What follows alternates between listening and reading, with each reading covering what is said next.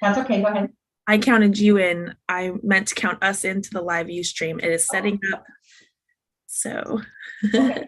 Tell me when I'm ready. Okay, sorry, Emily. Okay.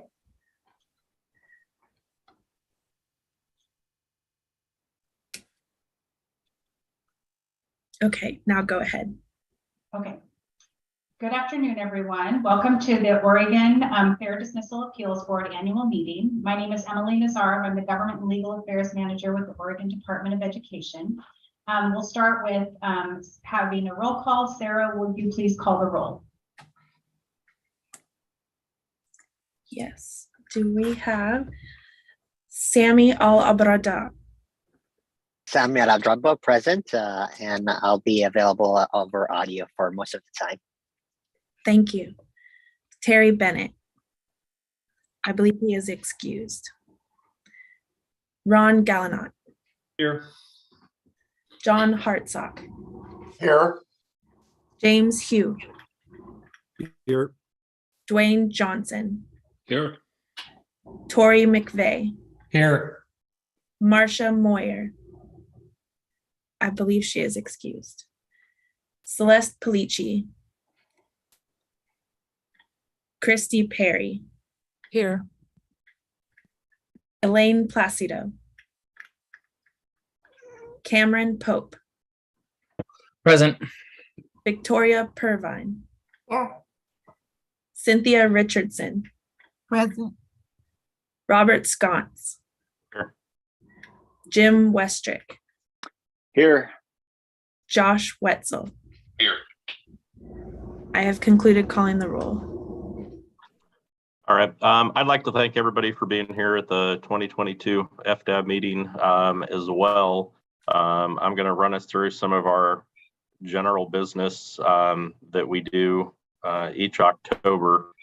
So first is the approval of the minutes. I need to call for a motion to approve the minutes. Sorry, Bob, to interrupt. I'm so sorry to interrupt, but Emily, I'm looking at the YouTube channel now, and I ran into this a few weeks ago. It doesn't look like it's streaming, and I only bring it up because this happened, I think recently at a. You have to refresh it a lot of times. If you've already logged in and it's not live, if you refresh, then it will go. Yeah. I just double checked. Oh, I just double checked mine, and mine shows that it's streaming. It's going. Okay, good. But thank you for double checking because that's important. I dropped the link in the chat again for us. It's just the YouTube. All right.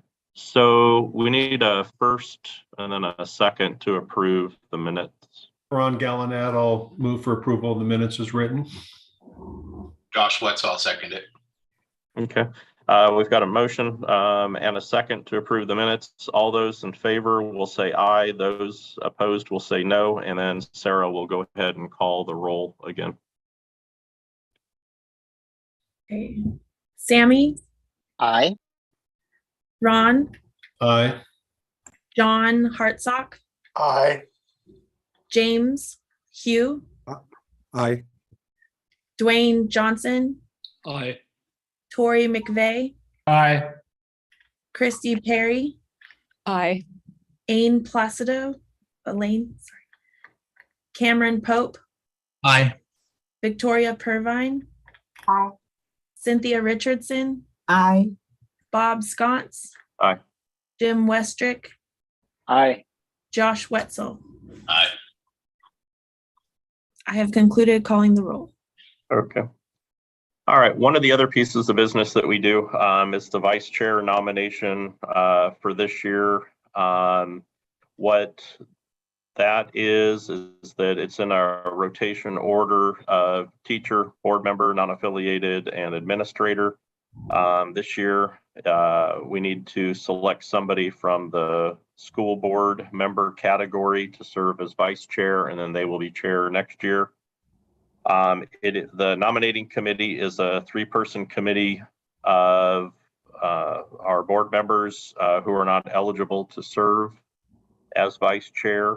Do we have anybody that is willing to serve as the nominating committee? Ron Gallinet, I can. Okay. We need two more. I can do it. Okay. I'm happy to do it as well. All right. Wonderful. We've got our three.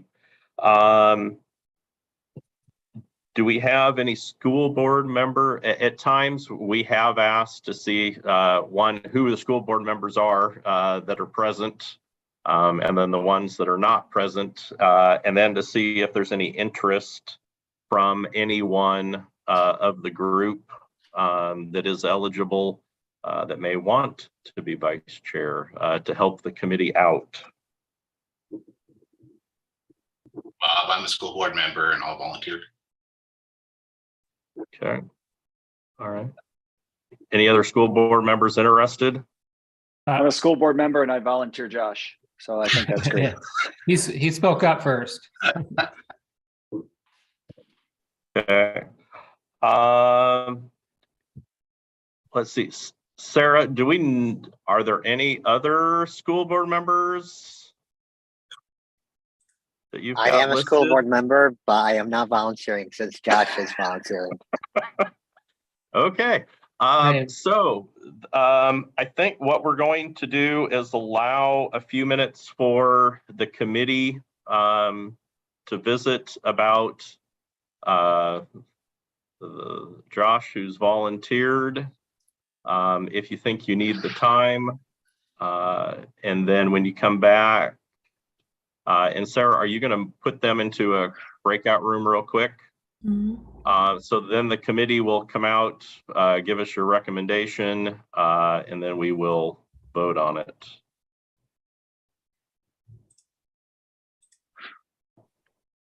Okay. I am going to open the room now. You should see that. We can take a 15-minute break to let the panel deliberate. And so while Okay. they're taking that time, this group can turn your cameras off and mute. And I can put up a slide that says we'll be back shortly. And so that will put us about 2:25. Coming back at 2:25.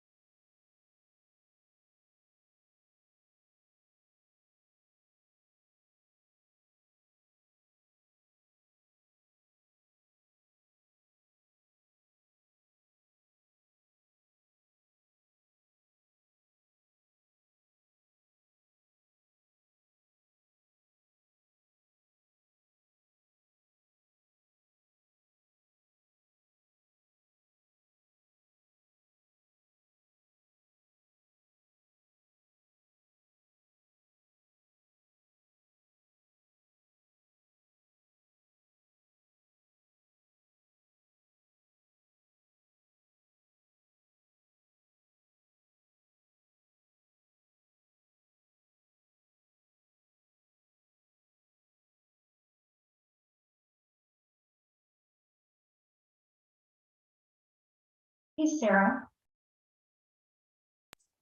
Hello. So this is the problem with YouTube is the same problem that Natalie and I had with the trestle. So if somebody goes to the link that is on the web page, it takes you to the FDAB account, but it's not connecting to the stream that we connect to when we click the YouTube stream here. Does that make sense at all? I apologize. It totally makes sense. Just like ODE YouTube FDAB home will show our live YouTube. And you say the link on the website, or is that what you said? I think. Yeah, so when you go to the FDAB website on the Oregon Department of Education, Mhm. my computer's being slow today. Come on, Em. There it goes. And we go to annual meetings.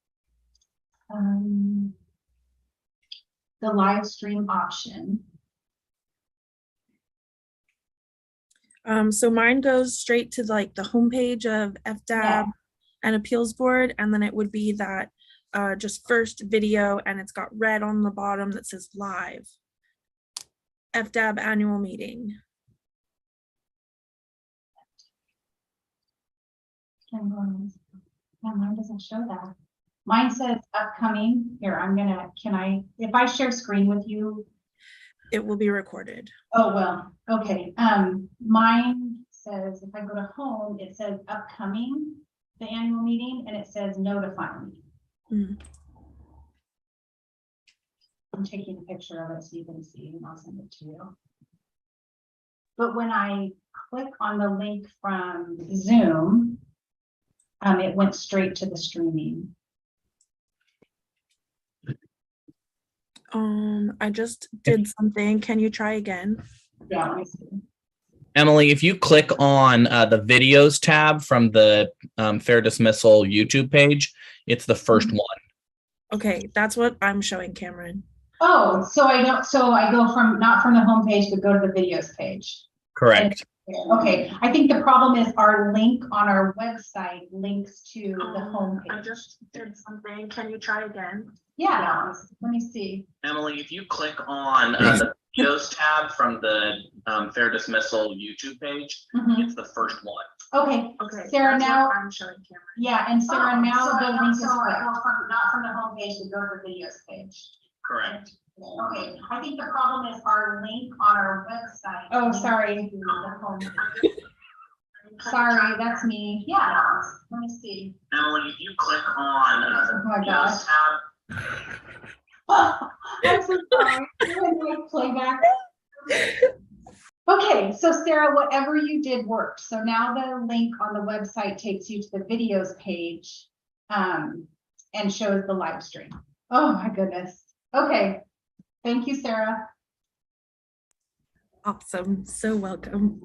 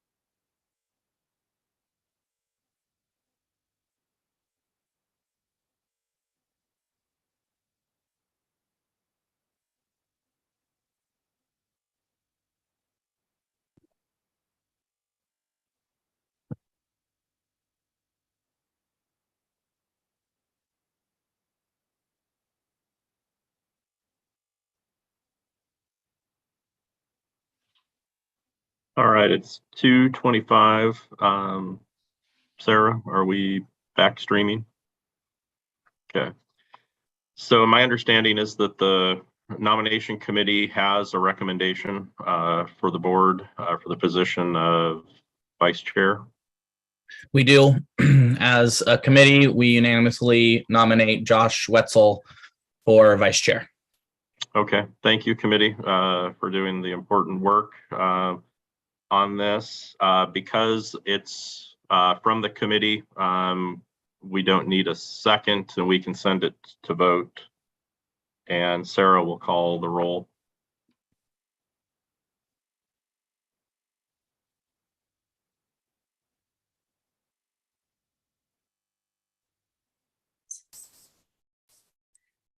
Sammy, Aye. Ron Gallinot, Aye. John Hartsock, Aye. James Hugh, Aye. Dwayne Johnson, Aye. Tori McVeigh, Aye. Christy Perry, Aye. Celeste Polici, Aye. Cameron Pope, Aye. Victoria Purvine, Cynthia Richardson, Aye. Bob Sconce, Aye. Jim Westrick, Aye. Josh Wetzel.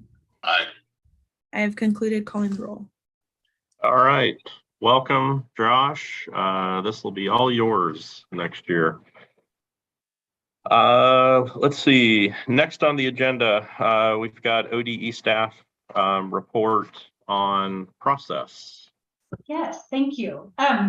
Okay, so in meetings past, when we met in person, we used to provide you with a handbook full of information. And so what we decided to do this year is do an overview of the FDAB to share a little bit with you about our process, what happens maybe behind the scenes, what to expect if you're ever on a panel, and then share what we're working on and what's the future look like for this board.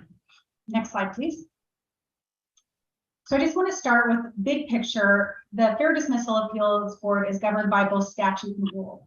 So some of you may already know this, but for anyone who doesn't, statute, the ORSs, are state law that is adopted by the legislature and signed by the governor. OARs, administrative rules, are state law that is adopted at the state agency, board, or commission level.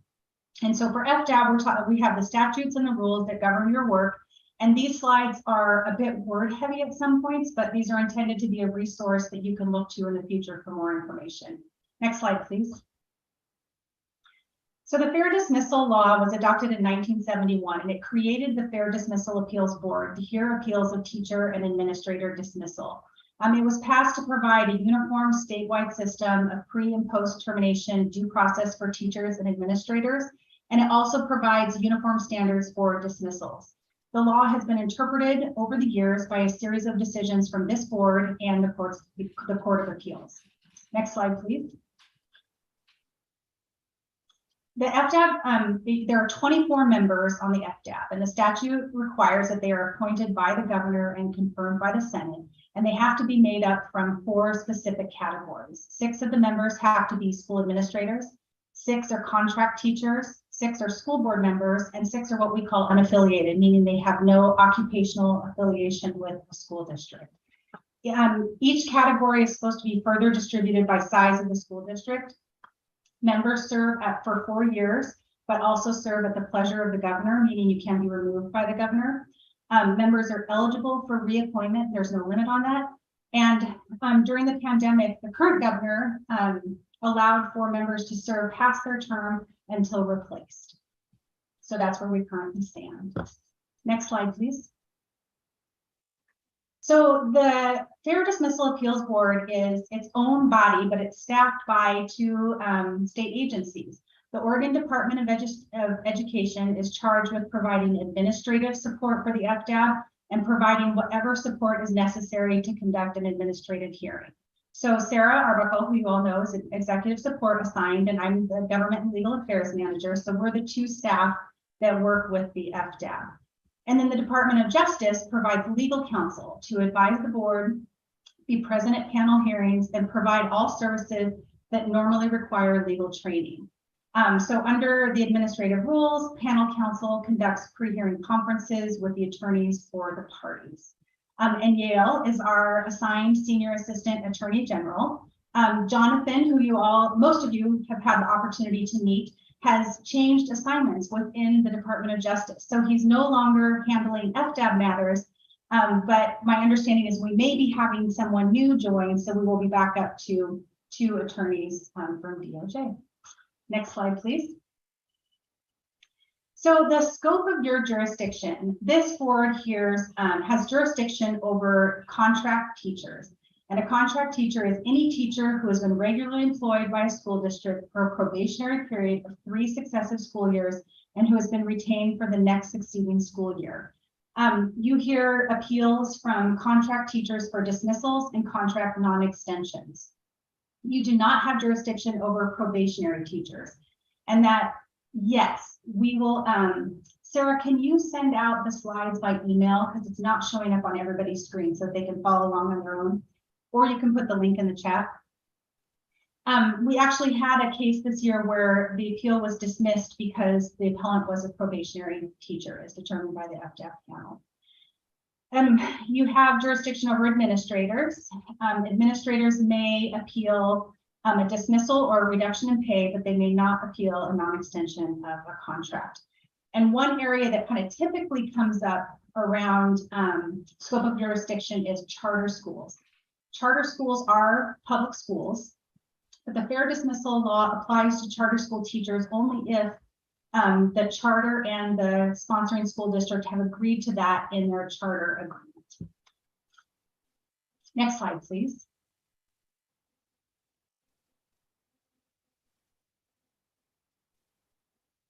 There it goes. So the board is required to meet annually. That meeting happens in October. That's our meeting today. The meeting is subject to public meeting law and is open to the public. When we are meeting virtually like we are today, the FDAB meets its public meeting law's obligation by live streaming to the FDAB YouTube account. And the biggest responsibility is at the annual meeting, you have to select your chairperson, you select your vice chairperson who becomes the next year's chairperson.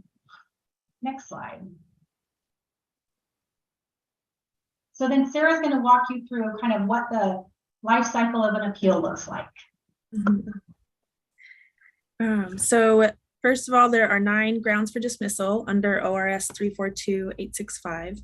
They are inefficiency, immorality, insubordination, neglect of duty, including duty specified by written rule, physical or mental incapacity, conviction of a felony or of a crime according to the provisions of ORS 342-143, inadequate performance, failure to comply with such reasonable requirements at the school or the board may prescribe to show normal improvement and evidence of professional training and growth, or any cause which constitutes grounds for the revocation of such contract teacher's teaching license. The process for dismissal is first the superintendent's role and then the role of the board. Superintendent will give advance notice with at least 20 days before making a recommendation to the school board. We receive those at ODE via mail, just a copy, sometimes via fax. Step 2 is for the superintendent to make that recommendation to the school board. Then the school board is able to direct the by taking action to the superintendent, or they may make a decision to dismiss, and the statute requires notice to the individual as soon as practical. So there are 2 steps to that. Next, the process for appeal. The notice of the appeal goes out, that's the first step of the FDAB hearing process. And then an appeal must be in writing and sent by certified mail. So that comes out from us, from our office, to the superintendent of public instruction with a copy to the superintendent of the school district. The notice of appeal must also contain a brief statement giving the reason for the appeal. The timeliness of the appeal, and the appeal must from a dismissal be made within 10 days after receipt of notice, and then appeal of a contract non-extension has 15 days. So the standard timeline, the notice of appeal comes to FDAB, so it comes into the ODE office, and then we send out the letter of acknowledgement saying we've received this appeal. And then I let you guys know that we've received this appeal and do a panel solicitation. So first I've got to figure out what the makeup of the panel should be, send that information out. And we also send out, you've received them like doodle polls, right? So that we can get everyone's availability. So after we solicit the panel, get the 3 folks on the panel, and then we start picking a date, and that setting the date requires a lot of back-end communication between myself, the DOJ counsel, the 3 panel members, the appellant and their counsel, and then the district and whomever their counsel is. So there's a while before those dates can be set, and then the pre-hearing conference, if requested by the appellant, is then set after that, and it would be as close to the appeal. And then sometimes the panel asks for a pre-briefing before the hearing as well. And then the actual hearing happens. Sometimes there's 2 days in the hearing or more, up to 3. And then we'll have a panel debrief. And then there's time for research for our DOJ counsel to actually write the final order. And then the final order for the appeal is distributed. So FDAB operates through 3-member panels. Criteria is for administrator appeals, the panel must consist of a school board representative, an administrator, and a member from the public or individual that is non-affiliated. For our teacher appeals, it must be a school board representative, a teacher representative, and a public member or non-affiliated. In both cases, the administrative representative or teacher would be employed by the same size school district as the appealing employee. However, if panel members from the same size school district are not available, then the panel will be formed with members from other size districts. For example, we only have 2 teacher panel members, so they have been graciously rotating appeals. So setting a date, the statute states that hearings shall be held within 100 days. In recent cases, we've had several requests to waive that 100 days just because of scheduling issues, both on the appellant and the district's side. And then in person or virtual. During the pandemic, we've been operating virtual. We did hold one in person. It did like a hybrid because we had witnesses coming in virtually from another location.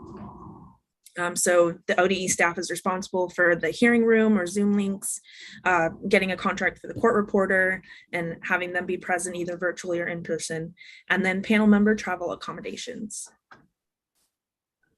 So the pre-hearing conference, parties may request it, either the appelling or the district, and that's for them to basically schedule their list of witnesses. Maybe they have witness lists that overlap and they have the same people. It's also used as a discovery period for the FDAB staff to get any questions, clarifying questions about the process out, or potential exhibits that would be submitted by either the appellant or the district. The pre-hearing conference is run by our DOJ attorney. ODE schedules it, but it would be run by Yael, and the panel may attend the pre-hearing conference with the appellant and the district. Following the pre-hearing conference, ODE staff will send out on behalf of the FDAB the notice of hearing and hearing procedures. So preparation for the hearing would be the panelists would agree on a chair, and that person would do most of the talking. The parties are required to submit their exhibits and their witness lists at least 10 days prior to the hearing, 10 business days. Parties submit materials to ODE, and ODE distributes those materials to the panelists. The DOJ attorney assigned to the panel prepares any pre-work for the panel and a script for the chair. And then the panel meets for a pre-hearing huddle prior to the hearing. After the hearing, so the hearing happens, maybe it's 1 or 3 days, maybe in 1 week, or maybe separated out by many weeks. And then the panel after that will meet with DOJ to debrief the hearing and plan for the final order. And then ODE requests transcripts from the court reporter, and then we distribute those to the appellant, the district, and the panel members and DOJ so that they can write their final order. The council assigned to the panel will draft the final order for the panel to review and approve. The panel may schedule time with DOJ counsel if they have additional questions to discuss the final order. Once the final order is approved by the panel, then ODE would send the final order to the parties, the district and the appellant. The issuance of that final order starts the clock on the parties' right to appeal to the circuit court. Thanks, Sarah. And that was really intended to give you a view, if you haven't been on a panel for a while, what to expect, what it looks like. And these slides will be available. So if you are not selected for a panel until 6 months from now, you can refer back to the slides and refresh your memory. So then we're going to talk about a little bit what we've been doing on our end. Next slide, Sarah. The first thing we've been trying to do is really improve communication. And that's looked like two things for us. First is we had a situation where we had parties and attorneys that were sending emails kind of scattershot, sometimes copying DOJ, sometimes not. Sometimes the email would come to me, sometimes to Sarah, sometimes to our agency director, Colt Gill, and it was really chaotic. So we also had a situation where we were starting to get harassing emails from people associated with the appellant. And so what we did is we created a single point of communication contact, and that's the ode.fdab@ode.oregon.gov email. So what we are really trying to do is drive everyone to, that is your single point of communication with the Fair Dismissal Appeals Board. And that email inbox is staffed by Sarah, and when Sarah's out on a well-deserved vacation, I cover it. And then we distribute whatever comes in to the panelists, to DOJ, whoever needs to see that. And it's been working well. We've been working really hard to create that expectation for parties. We've seen significant improvement for that. I know some of the folks who have been on panels recently have talked about possibly getting state emails for FDAB members. And so that's something we wanted to ask for your feedback on today. And then I'll go through my other one, and then maybe we can have a minute, Bob, for folks to discuss and give feedback. The other area where we've been focusing on communication is with you. And in an effort to improve our service to this board's members, we've intentionally increased our outreach and information to the members. And so largely that has been with our panelists, but also we've tried to increase information provided to the board. And so we'd love to hear, are we hitting the right level of communication? Do you want to hear from us more often? So Bob, if there's time, I would love to hear feedback on those two questions. Okay. Do you want to do it right now, Emily? Sure, yeah. So any thoughts from any of the board members on the email question? And I can, oh, go ahead. So Bob, Jim, and I were on one that had a ton of emails going back and forth. It was kind of a nightmare. Could we create a state email address, but instead of just personalizing it, just kind of go ode.fdab and then position numbers? And that way, if I vacate, then the next position number, looks like I'm position number 1, then assume that email address. I don't know if that would work, and largely that's because of our own email security rules, that once you leave, we would have to shut down your email access. Yeah. And so I don't know that we'd be able to do that. My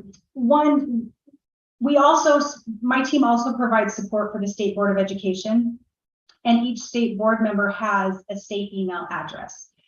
And those are posted on the website. People provide public comment directly to board members. One thing to consider is you do have to check your state email address. And so if Sarah is reaching out for panelists and she's sending to a state email address, you'd have to be checking those regularly. Okay. Let's see, Sammy. Yeah, I do have two thoughts about this. The first one is compliance with public law and making it easy for any requests of communication sent to board members. It would be a good idea to have publicly emails that you can access. Personally, I would just want to forward it to my local school board email so I can promptly reply. So if the consideration is regarding publicly facing and publicly accessible communication, probably that's a good idea. And I don't want to speak on behalf of the unaffiliated board members, but that might be really advantageous from that side.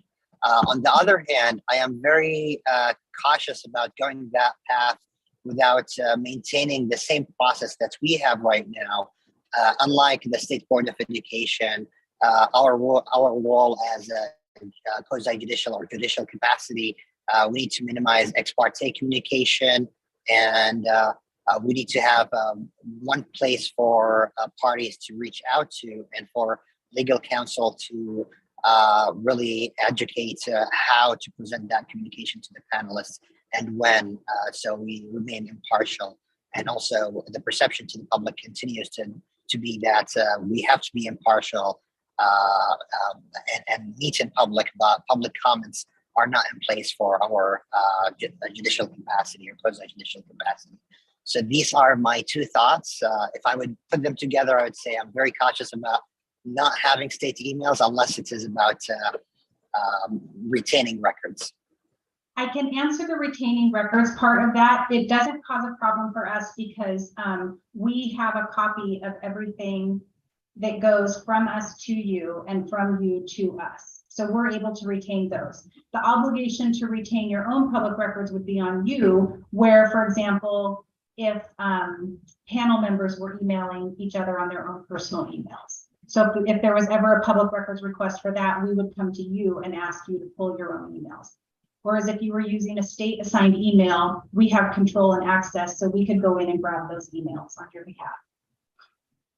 Sure. Thank you. That's very helpful. And maybe in that regard, just copying ODE FDAB email would suffice when we email each other.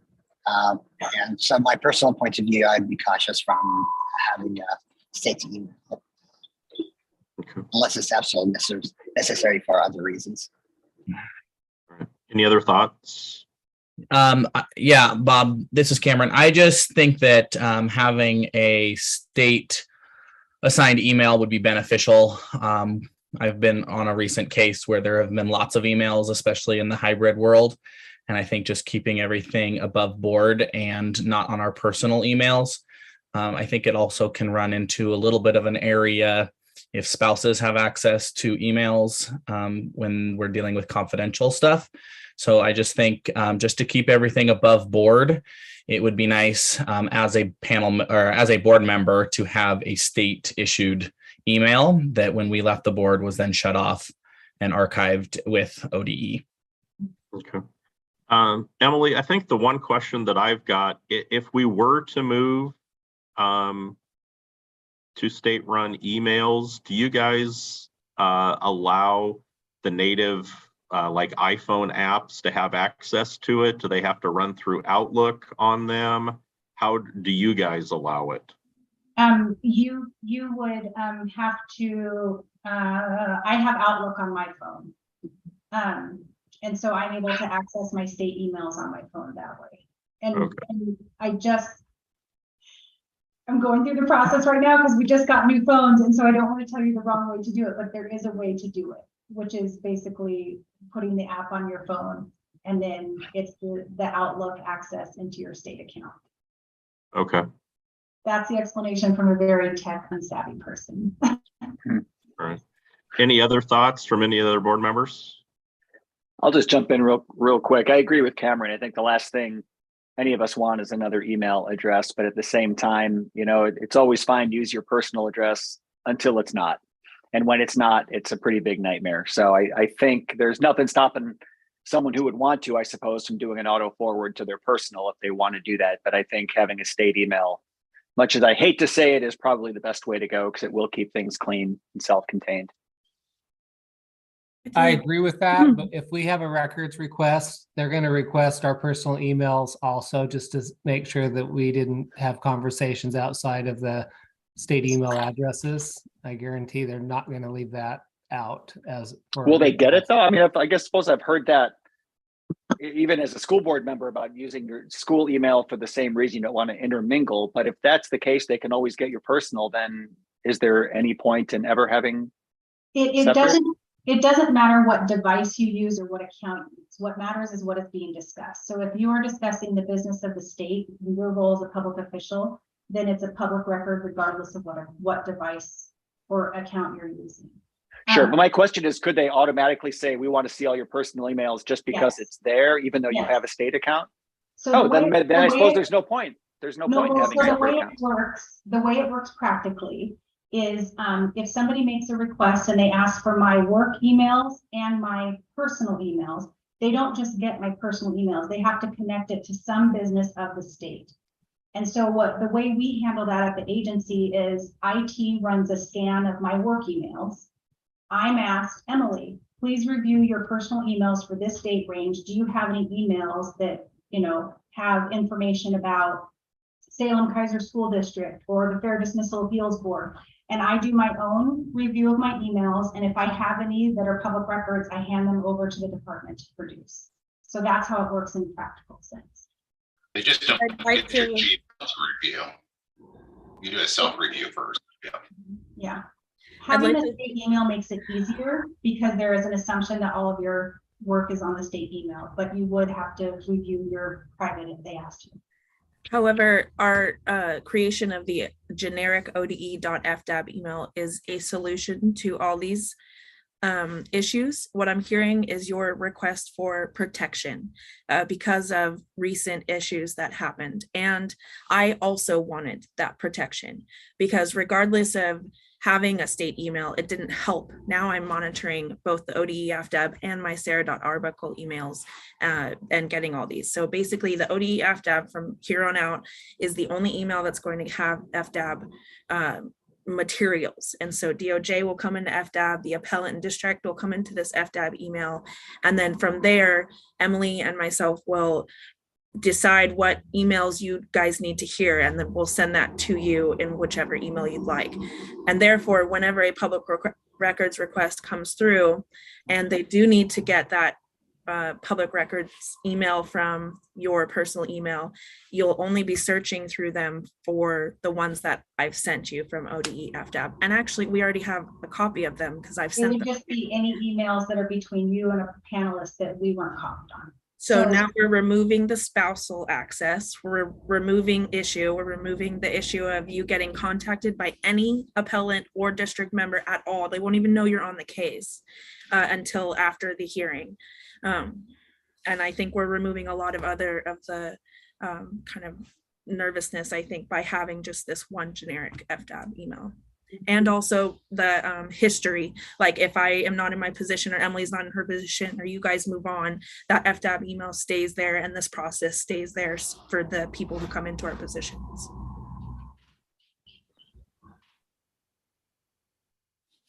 So, Emily, if people are more comfortable having a state email, can they just send an email to you or Sarah requesting it?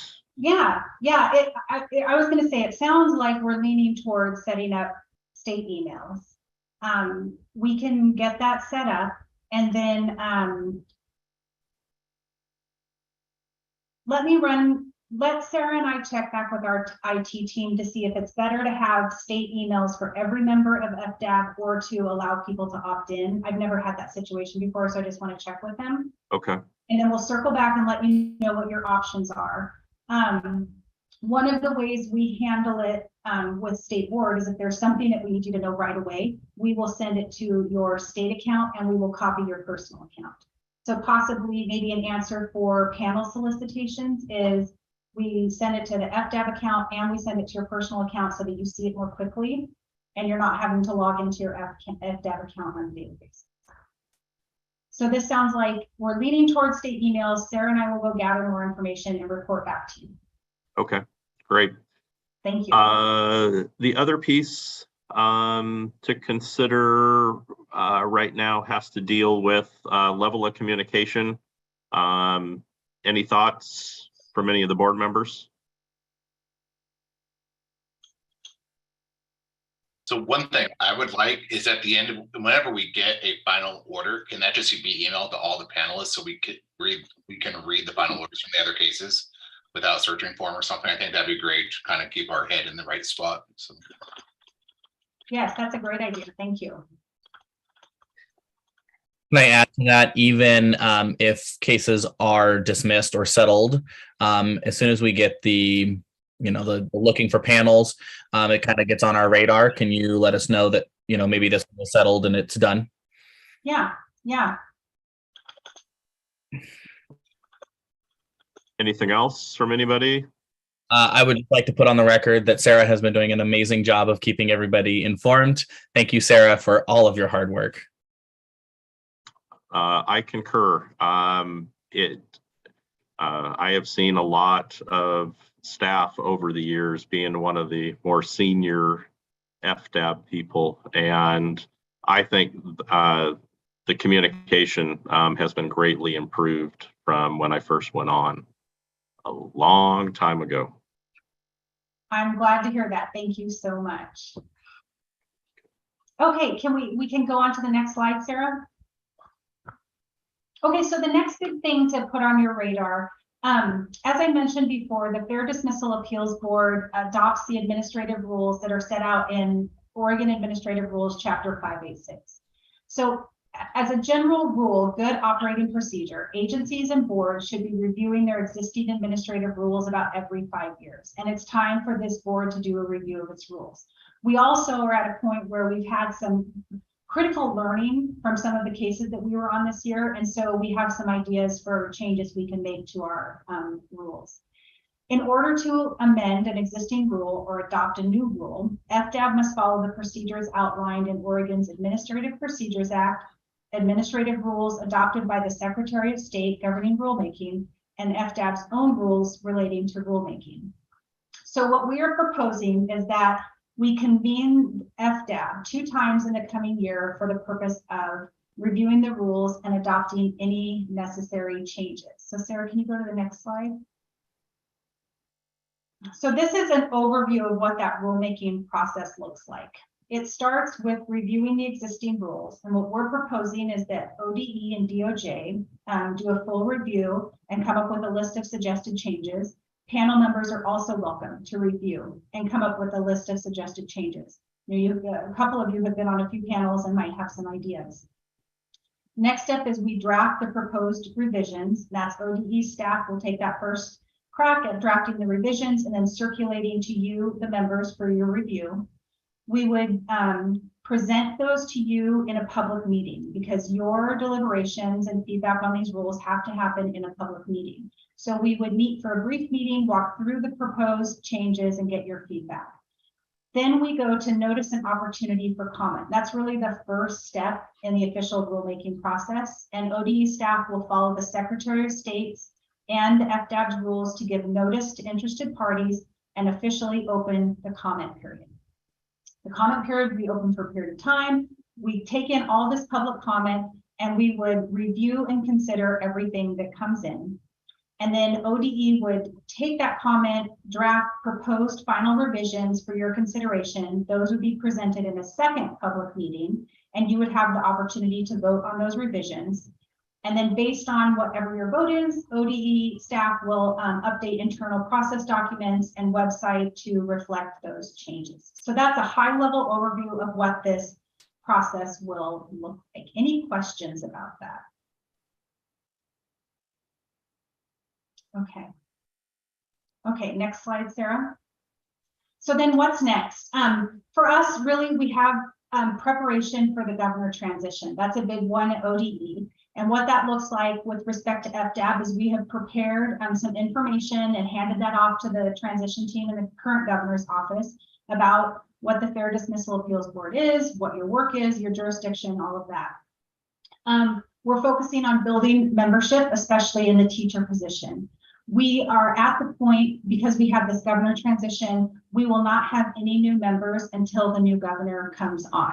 So we are waiting to find out who that new person will be. Once there's someone in place, we have one applicant who has already submitted for the teacher position, and we'll be working with OEA to get additional applications in the queue to hand those off to the education policy advisor, who then handles that on the governor's side.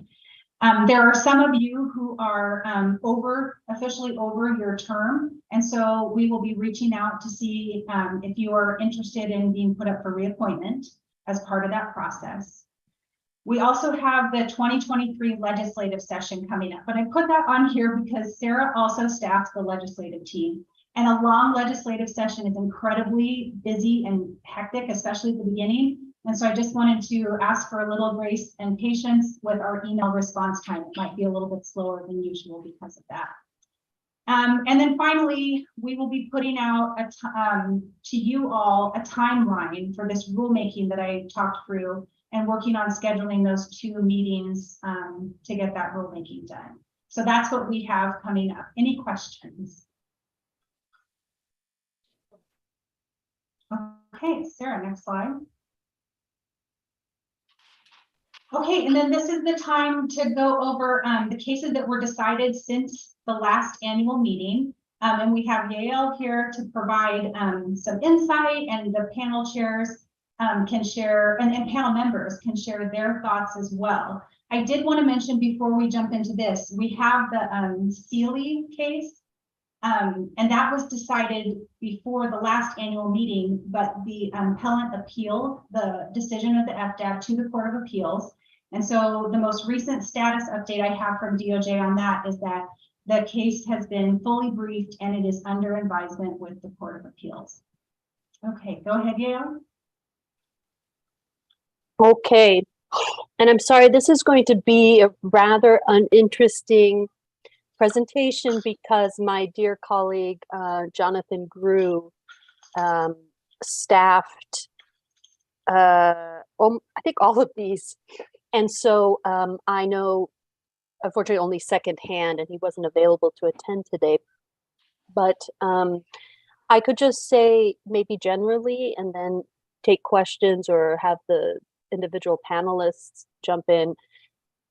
Generally, I think it was a bit of an unusual time the last couple years in terms of hearings and themes, and also how parties were behaving. I'm looking at the first case here.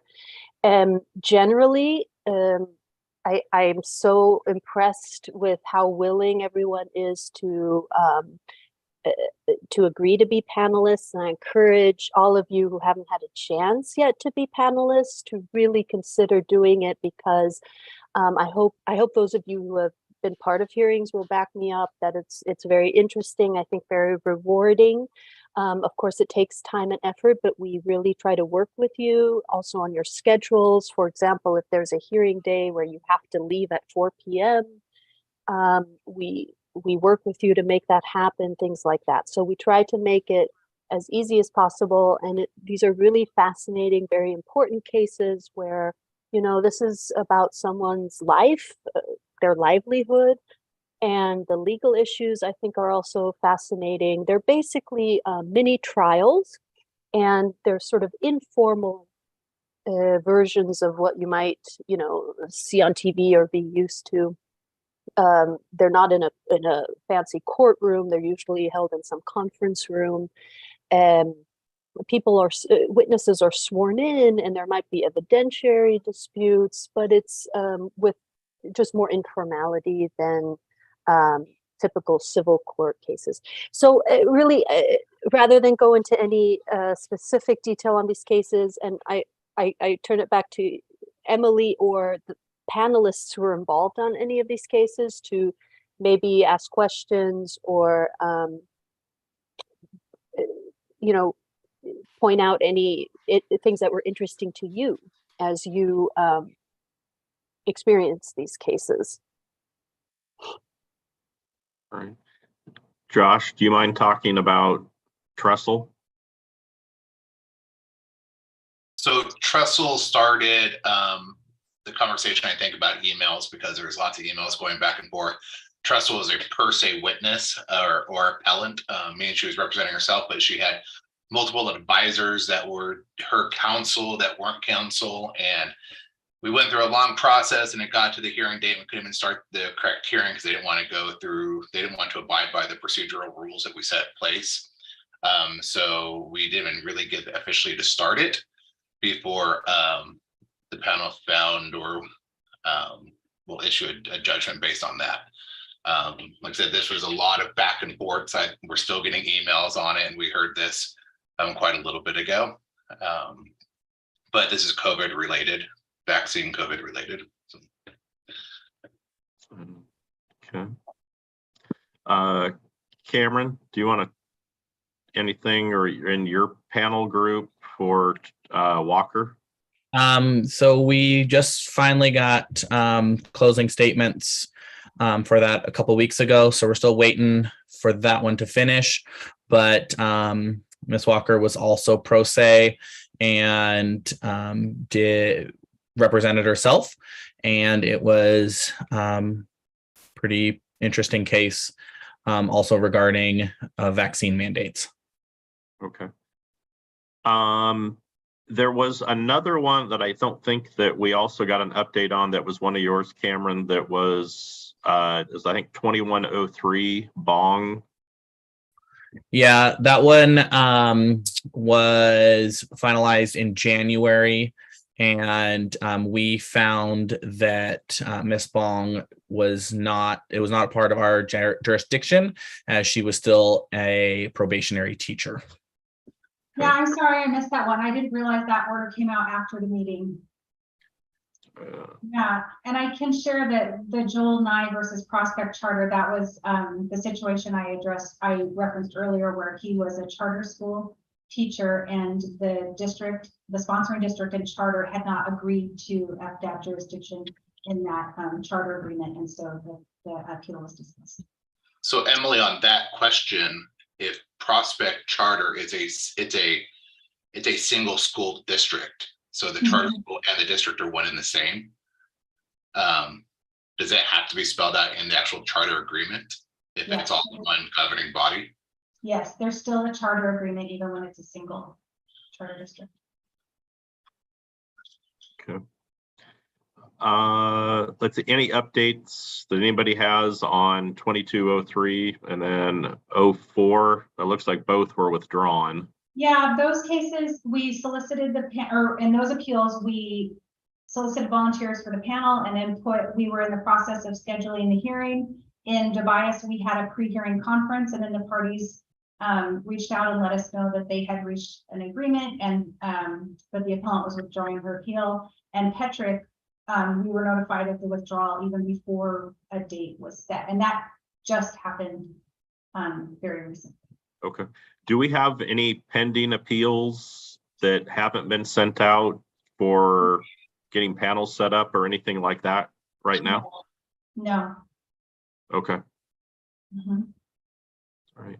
Any other questions or anything from any panel members? Okay. All right. Which looks like moves us into new business, which is Workday login and training is one of them. And then we'll see if there's anything else that any of the board members have. Yes, thank you, Bob. So Workday is the new system that replaces the iLearn system. We discussed this a little bit last year, but we weren't able to get everyone like logins until this year. So now you all are on this Fair Dismissal Appeals Board as employees, Oregon employees under Si-Un Kim, who is the policy advisor for the governor's office. And I think I said that right, Emily. And so basically your OR number is your username. And at any time, because Emily and I are administrators, we can reset your password. However, that password reset is time sensitive. So it's only like an hour or 2 hours. So that's kind of why I send you an email, like, do you want me to reset it right now? And as soon as you say yes, hopefully I can reset it. Otherwise, we should coordinate. And I can reset it over and over again. So, and then hopefully as you log in, as some people have done already, right on the homepage, like top left is your Workday Learning. And there are 2, unless you're a new board member, which we have none right now. Sarah, how do we get our Oregon number? Me. Just Okay. ask me and I'll like look up your name and give you your OR number. You might have gotten an email. It might have gone to your junk that said like ODE created this account for you. But if you just let me know, I can give it to you more easily probably. There are lots of how-to job aids. So the how-to job aids, I've got links that I'd like to put in the chat. They're also on this PDF for you board members to click, and it's literally pictures and steps numbered for how to go through your training or find the training. It's also a video that I've linked there. Any questions on your workday training? It's due December. Yes, James? A quick question. Could you verify it? Because I think I've already done the training, but I've been having to reset my passwords on multiple times, and I think I've completed it. So I think I sent an email to somebody to ask for verification. So if somebody can verify for me if I've completed the training, or because I'm pretty sure I went through it, but again, I've had to reset it like 3 or 4 different times now. After this meeting, I can send an email to all those who have completed it and all those who haven't. I'll just send 2 emails and with a link to log in, and hopefully that'll be easy for you. And then you can reply back to that email if you haven't done it and you need a password reset, and that'll be easy for me to go in and do that today. Got lots of nods. Awesome. Thank you. All right. Anything else on that part of it, Sarah? None. Okay.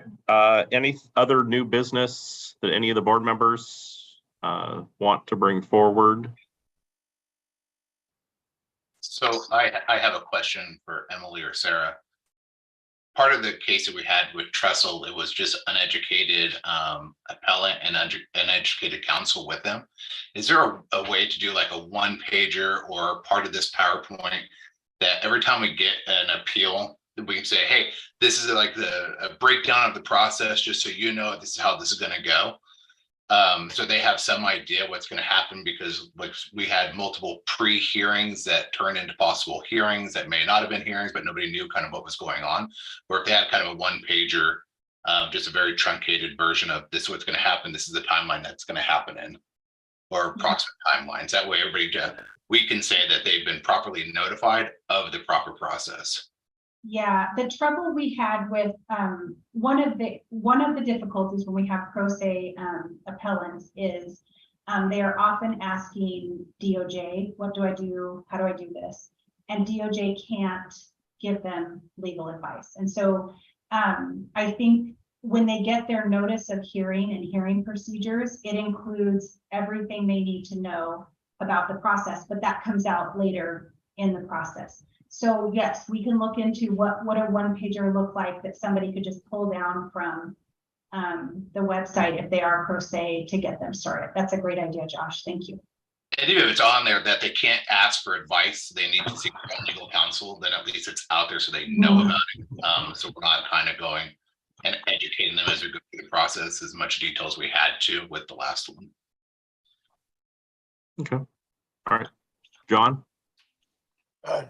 Just a quick question on Walker. Do we know, I think that's probably going to take some time because of her response of when we're going to get together again. And do we have any timelines there we have to fit in? I don't think we can talk about it now because it's in the public meeting, but we will follow up with the panelists. Okay. Because we do have some current information. We'll follow up with the panelists about timing. Generally, there is in statute, it says you have 100 days that you're supposed to get the hearing done and 140 days that you're supposed to get the final order out. But the statute has allowance for we can add additional time if we need to research issues, confer on issues in order to get the opinion out. Cool. All right.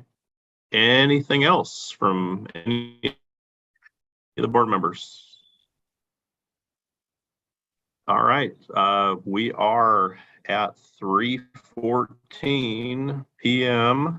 On behalf of the board, I'd like to thank thank everybody for being here. And then Emily, are you going to adjourn us, I believe, or do you want me to? You can go ahead and do it because I don't have my script up. Okay. All right, I will go ahead and adjourn us at 3:15, and we will get the minutes posted from this meeting, and then they'll be approved next year. So, and then we'll see everybody at the rulemaking meetings. Thank you. Thank you.